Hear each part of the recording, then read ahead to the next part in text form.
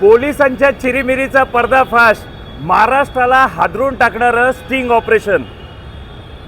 पत्रकारांच्या बद्दल काय बोलावं हा सगळ्यात मोठा प्रश्न आहे. आणि सगळ्यात मोठे जे मीडिया हाऊसेस आहेत त्यांच्याबद्दल तर बोलायची काही मुभाच राहिलेले नाही. पोलिसांनी काही चिरीमिरी मागितली आणि एका महिलेने एका दुकानाच्या स्कॅन कोडवरनं पैसे ट्रान्सफर करून त्यांच्याकडनं पैसे घेऊन पोलिसांना दिले आणि त्याच्यात पोलिसांबरोबर व्यापारी संगनमत आहे का असा मीडियाने आव आणला आणि त्याचं प्रदर्शन करून स्वतःची चमकोगिरी करून घेतली.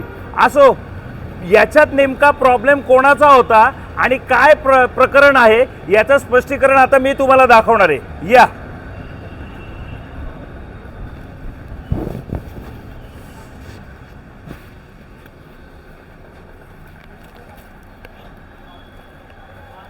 नमस्कार साहेब. नमस्कार. काय नाव आपलं? माझं नाव राजेंद्र जयकुमार कर्नावत. बर, किती वर्षांपासून दुकान आहे आपलं इथे? माझं इथं ऑलमोस्ट 46 वर्षापासून दुकान आहे. 46 वर्षांपासून दुकान असलेला माणूस 20-25 रुपयाच्यासाठी चिरीमिरीसाठी मारामारी करेल का? हा पत्रकाराने खरं तर विचार करण्याची गरज होती. पण असो, पुढं आपण बोलूया. परवाच्या दिवशी तुमच्या दुकानामध्ये स्टिंग ऑपरेशन झालं आणि महाराष्ट्रात खूप मोठी बातमी त्यांनी ABP माझानी दाखवली. ते जे काही प्रकरण झालं याच्याबद्दल तुम्हाला तुमचं काही मत प्रतिष्ठा म्हणजे करायचं आहे का? 100%. एक तर पहिली त्या गोष्टीला स्टिंग ऑपरेशन हे नाव देणं कितपत योग्य आहे हा एक फार मोठा चर्चेचा विषय. कारण स्टिंग ऑपरेशन कशा पद्धतीने होतात त्याला दोन्ही बाजू बरंच काही विचार विनिमय असतात त्याच्या मागं. पण ह्या पद्धतीत असं काही दाखवलं की एक व्यक्ती येते, तिला पैशाची गरज आहे, तिने तिची निवड काही पण असू द्यात, कुठल्याही कारणासाठी पैसे असू द्यात, व्यापारी या दृष्टिकोनातनं जर मी तिला कुठल्याही व्यक्तीला मदत करू शकत असतो तर मी करायला पाहिजे. तिने तिची गरज सांगितली, मला असे पैसे पाहिजेत, मला द्या. आम्ही आमचे पैसे तिला दिले. ती त्या पैशाचा विनियोग कशासाठी करते हे आम्ही बघायला जात नाही. तिने पोलिसासाठी मागितले असते किंवा अगदी तिने बससाठी पाहिजे, रिक्षासाठी पाहिजेत, की जिथं ऑनलाईन पेमेंट घेत नाहीत त्याच्यासाठी पण मागितले असते तर आम्हाला देणं भाग आहे. कारण आम्ही व्यापारी लोक शक्यतो मदत करतो. पण ज्या पद्धतीने मीडियाने सांगितलं की एजंट म्हणून काम करतायत, जसं काय आम्हाला आमचे बाकीचे काही काम धंदेच नाही आहेत इथं, की त्याच्यावरच आमची उपजीविका आहे. सगळ्यात महत्त्वाचं म्हणजे की तुम्ही ज्यावेळेस तिने 520 रुपये तुम्हाला ट्रान्सफर केले त्याच्यानंतर तुम्ही 500 रुपये त्या पोरीला रिटर्न दिले का? हो, बरोबर ना. 500 रुपये दिले. त्याचं कारण पण मी सांगू इच्छितो. काय होतं, जेव्हा एखादी व्यक्ती माझ्याकडे येते आणि मला 500 रुपये नोट देते आणि म्हणते मला की तुम्ही मला सुट्टे द्या, मी 100च्या 5 नोटा देतो. त्याच्यात कुठेही ट्रान्झॅक्शन दिसून येत नाही. पण जेव्हा ऑनलाईन पद्धतीने लोक जेव्हा ऑनलाईन QR कोड स्कॅन करतात तेव्हा हे पैसे माझ्या बँकेच्या अकाउंटशी रिलेटेड असतात, तिथं जमा होतात. त्यामुळं मला इन्कम टॅक्सवाले GSTला आन्सरेबल आहे की हे पैसे तुम्ही कसे आले ते याला मी हे सांगायला जाऊ शकत नाही की बाबा मी 500 रुपये त्यांच्याकडनं घेतले आणि 500 रुपये मी त्यांना दिले त्यामुळे तो बिझनेस झाला नाही, तेवढे माझे पैसे वे ऑफ करा. असं होत नाही. आम्हाला ते पैसे बिझनेस म्हणूनच दाखवायला लागतात आणि त्या अनुषंगाने 20 रुपये म्हणजे जी की ॲक्च्युअल तेवढं टॅक्स लागतो आम्हाला, आम्ही तेवढेच मागितले. आम्हाला काही त्याच्यामध्ये वर कमाई करणं किंवा असं काहीतरी आम्ही खूप ओरबडतोय असं काही नाही. मग 520च का मागितले असते? मी 550 मागू शकतो, 600 पण मागू शकलो असतो ना. तिची नड आहे म्हणून मी जास्त पण मागू शकतो. पण आमची ती भावना नाही. व्यापारी ओरबडायला नाही बसलेला, तो मदत करायला कायम कामाला येतो. पण ज्या पद्धतीने मीडियाने दुसरी बाजू न ऐकता फक्त एकच बाजू फोकस करून आम्हाला बदनाम करायचा जो प्रयत्न चाललाय तो कुठेतरी मनाला खटकतो.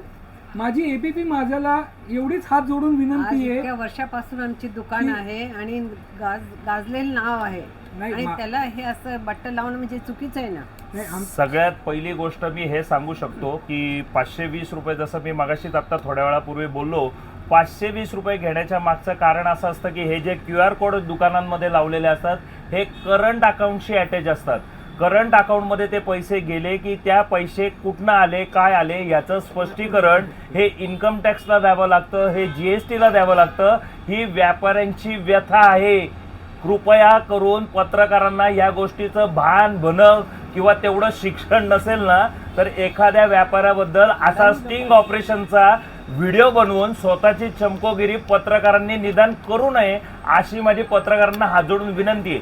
असो, सगळ्यात महत्त्वाचा पार्ट म्हणजे काय आहे की दुकानामध्ये ती व्यक्ती आली, ती जी कोण महिला होती ती दुकानामध्ये आली, तिने 520 रुपये ट्रान्सफर केले. पोलिसांचं आणि जर व्यापाऱ्याचं संगनमत असतं तर व्यापाऱ्यांनी हे स्पष्ट सांगितलं असतं की तुम्ही आमच्याकडे पैसे जमा केलेत ना, नंतर आम्ही पोलीस बघून घेऊ. पण अशा प्रकारचं कुठलंही भाष्य न त्या मुलींनी त्या व्हिडिओमध्ये केलंय आणि ना हे व्यापारी तसं करतायत. यांनी ते 500 रुपये ट्रान्सफर झाल्याबरोबर त्यातले 500 रुपये परत त्या मुलीला रिटर्न दिलेले आहेत, असं स्पष्टीकरण त्या मुलीने पण त्या व्हिडिओमध्ये केलेलं आहे. जर पोलिसांशी संगनमत असलं असतं तर त्या 520 रुपयातले 500 रुपये दुकानदारांनी रिटर्न दिले नसते. हा जो नळस्टॉप चौक आहे, या नळस्टॉप चौकाच्या आजूबाजूला भरपूर कॉलेजेस आहेत, इन्स्टिट्यूशन्स आहेत, इथं भरपूर शाळा आहेत.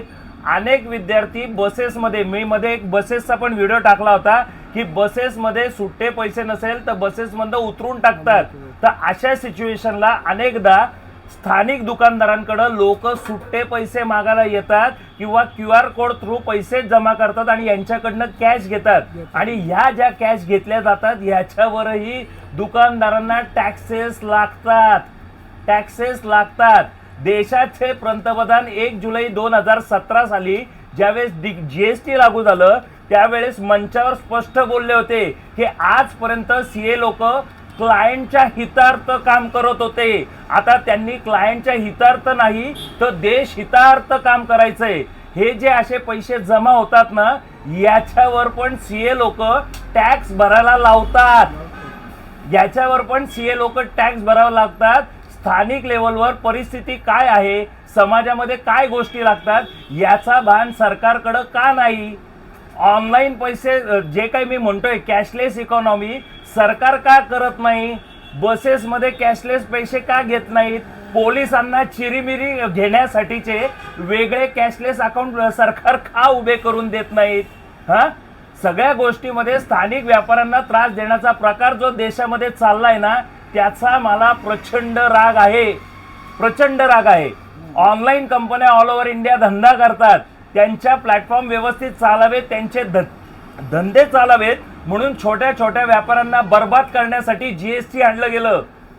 नोटबंदी करून लोकांना ऑनलाईन ट्रान्झॅक्शन शिकवले, GST आणून दुकानदारी संपवली आणि लॉकडाऊन लावून लोकांना घरात याच्यासाठी बसवलं होतं कारण ऑनलाईन खरेदी करा. छोट्या छोट्या व्यापाऱ्यांचे तर धंदे तुम्ही पूर्णपणे बर्बाद केलेले आहेत. छोट्या दुकानदाराकडे 2 मिनिटं एखादा कस्टमर दारात येऊन गाडी लावतो तर नो पार्किंग मधनं गाडी उचलली जाते की अरे हरामखोरा, त्या छोट्या दुकानदाराकडे का धंदा द्यायला जातो? 786 रुपये पहिला दंड आहे, दुसरा दंड 1800 रुपये. एवढे मोठे भाजप सरकारने का दंड आकारले त्याचं स्पष्टीकरण खरं तर भाजपने द्यायला पाहिजे आणि पत्रकारांनी खरं तर प्रश्न सरकारला विचारले पाहिजेत. 10,000 रुपये सरकार जी पासिंग गाडी होती ती महाराष्ट्रात फिरवत असेल तर त्याच्यावर 10,000 रुपये दंड आहे, म्हणून चिरीमिरीसाठी 500 रुपये द्यावे लागतात. दंड रक्कम वाढवून चिरीमिरीची रक्कम वाढवायचा प्रकार हा भाजप सरकारने केलेला आहे, ज्याचा मी जाहीर विरोध करतो आणि निषेध पण करतो आणि त्याच्यावरच छाती ठोकून बोलतोय. हे प्रश्न पत्रकार सत्ताधारी पक्षाला का विचारत नाही हा मोठा प्रश्न आहे. छोट्या छोट्या व्यापाऱ्यांना येऊन हॅरेसमेंट करणं, त्रास देणं हा कुठला प्रकार आहे? ही व्यक्ती आज दुकान चालवतीये, ही व्यक्ती काही कामानिमित्त दुकानातनं बाहेर गेलेली असताना आज 70-72 वर्षाची ही त्यांची आई आहे, ती दुकानात बसलेली असताना अचानकपणे दुकानात यायचं, स्टिंग ऑपरेशन आहे दाखवायचं आणि नाही ते फटाफट प्रश्न विचारून त्या व्यक्तीला 60-70 वर्षाच्या वयस्कर व्यक्तीला टॉर्चरिंग करायचा हा कुठला प्रकार होता पत्रकारांचा? देशामधला, राज्यामधला सगळ्यात मोठा मीडिया आहे. ABP माझाला 12 मिलियन फॉलोअर आहेत आणि 12 मिलियन फॉलोअर असलेल्या चॅनलला या अशा बातम्या. आणि परत मला हे विचारतात तुम्ही ना पोलिसांना हे आहेत का म्हणजे सामील आहेत? पोलिसांबरोबर सामील वाटतात का ही लोक? आज 45 वर्ष ही लोक इथं धंदा करतायत, यांचा आज रेप्युटेशन आहे. इथं आज किराणा मालाचा धंदा असल्या कारणाने स्थानिक लोकांशी, फॅमिलीशी आज यांचं खूप चांगलं कनेक्शन आहे. अशा सगळ्या परिस्थितीमध्ये 20 रुपयाच्या चिरीमिरी घेऊन हे यांची स्वतःची इमेज खराब करतील का? करतील? माझं एवढंच म्हणणं एबीपी माझ्याला की जे दुकानदारांसाठी त्यांनी जे अपशब्द वापरले किंवा जे आमची इज्जत वाया घालवण्याचा प्रयत्न केला ती कृपा करून त्यांनी घालवू नये आणि आमची त्यांनी माफी आज मागावी आमच्या जाहीरपणे. इतकं कारण आमचं गाजलेलं आहे कुठल्याही या आणि हे गोष्टीशी असं संबंध घाणेरडा नाही. आरोप करतायत. ते चुकीचं आहे. म्हणजे आमचं तर निषेध आहे त्या व्यक्तीला की हे पत्रकारितेचे लायक पण नाहीत. मग कारण पत्रकारितेने जनतेसमोर खरा आरसा आणावा, दोन्ही बाजू शहानिशा करून त्यांनी व्हिडिओ बनवावा आणि अपलोड करावा. एकच साईड आज असा प्रकार घडल्या कारणाने उद्या मी मध्ये जो बस स्टॉपवर व्हिडिओ बनवला की बसमध्ये सुट्टे पैसे नसले की बसमधनं खाली उतरवतात. आज दुकानदारांनी अशा सगळ्या प्रकारानंतर जर येणाऱ्या सर्वसामान्य नागरिकाला सुट्टे पैसे दिले नाहीत किंवा पैसे जर QR कोड थ्रू दिले नाहीत तर तुम्ही मला सांगा त्या माणसाने बसमधनं प्रवास करायचा कसा? मीडिया येईल हा? पैसे द्यायला. याचं स्पष्टीकरण मला पत्रकार देतील का सत्तेमध्ये बसलेलं सरकार देणारे? पत्रकारांची तर हिंमत राहिलेली नाही. सरकार समोर लोटांगण घालून बसलेले आहेत. कळलं का? पण मग छोटा व्यावसायिक एखादा उद्योगधंदा स्वबळावर करत असतो तर कशाला तुम्ही त्याला त्रास देताय? हा, यांना त्रास देण्याची सुपारी काय ऑनलाईन कंपन्यांकडनं घेतली का? आता याचं स्पष्टीकरण पत्रकार आणि पत्रकार ज्या कंपनीत काम करतो तो एबीपी माझा मीडिया देईल का? याचाच मला प्रश्न पडलाय. पण याचं उत्तर 100% मीडिया देणार नाही. याच्यावर अक्षरशः गप्प बसतील हे मी छाती ठोकून सांगतो.